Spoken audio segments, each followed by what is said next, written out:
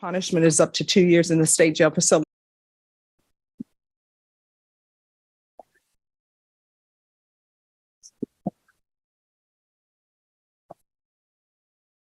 All right, are we ready on Mr. Yost? The state's ready, Your Honor. Mr. Cox, are you ready? Yeah, we're ready. Yeah. Okay. Right.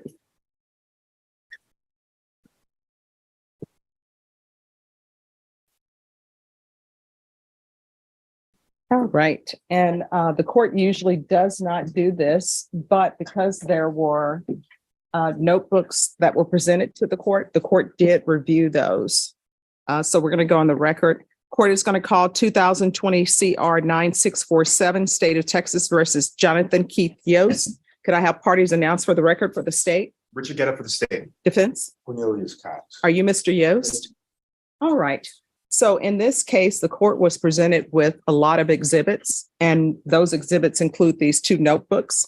The court did review those once the court was made aware from both parties that this was going to be a plea that was going to be entered.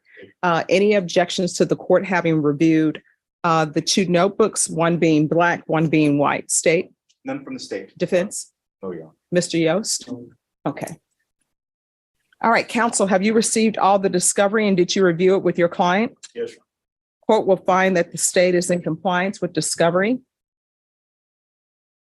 Mr. Yost, I'm showing you what's entitled True Bill of Indictment. Did you review that with your attorney? Did you understand it? Yes, Your Honor.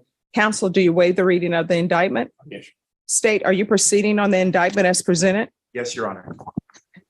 So you're proceeding on counts 1, 2, and 2? Yes, Your Honor. Okay, thank you.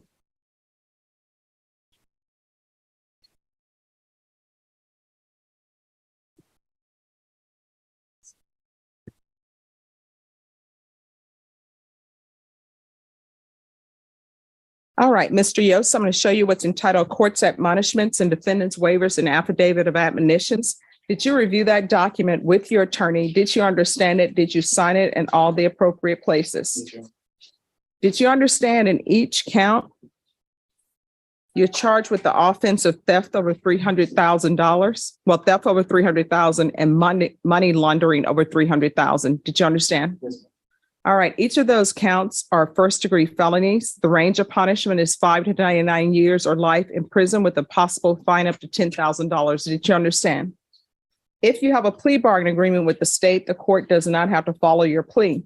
If for any reason the court does not follow your plea and gives you more than you bargained for, the fact that you entered a plea will not be used against you and you will be allowed to withdraw your plea. Did you understand? Did you understand you have a right to jury trial, a right for you or your attorney to cross-examine and confront any witnesses the state would call in the right to remain silent? Did you understand by entering this plea, you were giving up those rights? And did you intend to give up those rights and enter into a plea in this case? Counsel, has your client been able to provide you with any defenses? Yes, Your Honor. Do you believe he has a rational as well as a factual understanding of the charges against him? Yes, Your Honor. Do you believe he's currently competent and was legally sane at the time of the offense? Yes, Your Honor. Mr. Yost, has anyone threatened you, coerced you, or placed you in fear to get you to end this plea? Has anyone promised you anything other than the plea? Are you satisfied with the way you've been represented? Are you a U.S. citizen? Yes. Court will find that the defendant has knowingly and voluntarily waived his right to jury trial. Showing you the plea bargain page, did you review that with your attorney? Did you understand it? Yes. According to the plea, punishment is to be assessed at a cap of 20 years in the prison.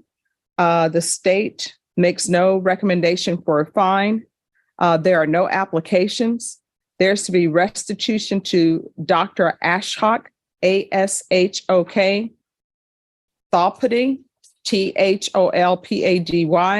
in the amount of $400,000, and there's to be no contact. Did you understand that to be the plea? Yes. Defense? Sure. State? Yes, Your Honor. I'm showing you the waiver of appeal paragraph. Did you review that paragraph with your attorney? Did you understand it? And did you sign it in both places? Yes. Did you understand by signing that you're waiving your right to appeal? The only items that can be appealed are written pretrial motions that have been filed, heard, and ruled upon by the court. Did you understand? Yes, Your Honor. Counsel, are there any such motions? Clear. Then count 1 in the indictment, how do you plead? Guilty, not guilty, or no contest? Count 2, how do you plead? Guilty, not guilty, or no contest? State, any evidence to support the defendant's plea? Yes, the state offers State's Exhibit 1 and all attachments. No objection. All right, I'm showing you what's entitled Waiving Consent to Stipulation of Testimony and Stipulations. Did you review that document with your attorney? Did you understand it? And did you sign it in all the appropriate places? Yes.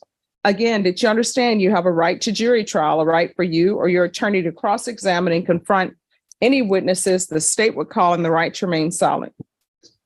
Did you understand that today the state will be presenting evidence in the form of witnesses' statements and police reports, but most importantly, there'll be no live testimony? Did you understand? Yes. Court will find that defendant has knowingly and voluntarily waived and consented to stipulation of testimony and stipulations. Court will accept into evidence states exhibits 1 and attachments and review the same.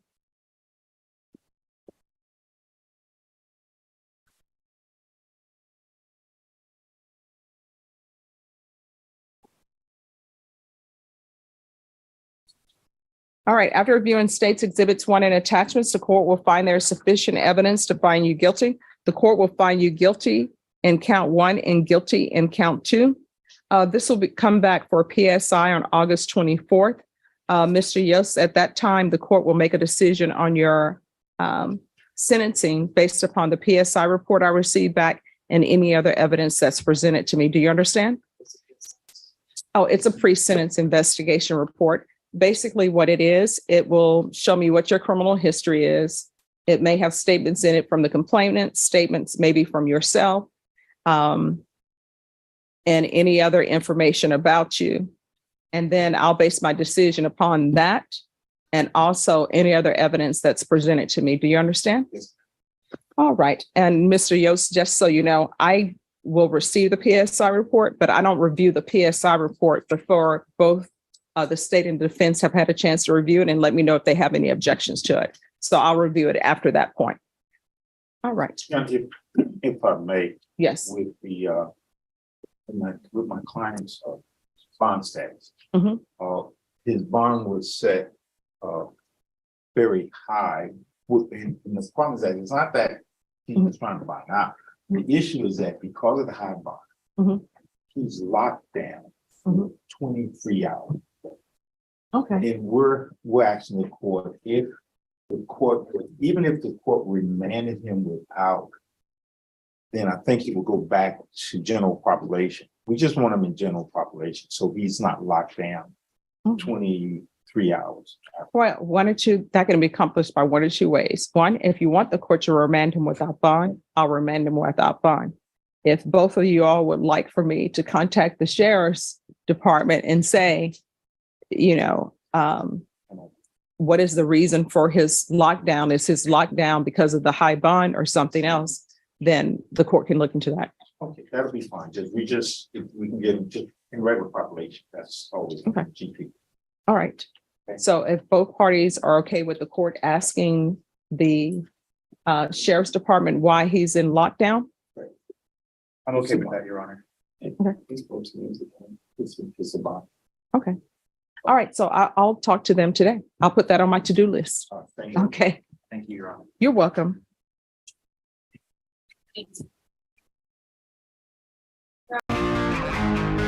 Let's get the facts straight. She loves a verbal ashtray. Never blowing smoke when she gets pissed. She's quick to castrate. Love her on a good day, love her on a bad day. Either way, she's here to stay.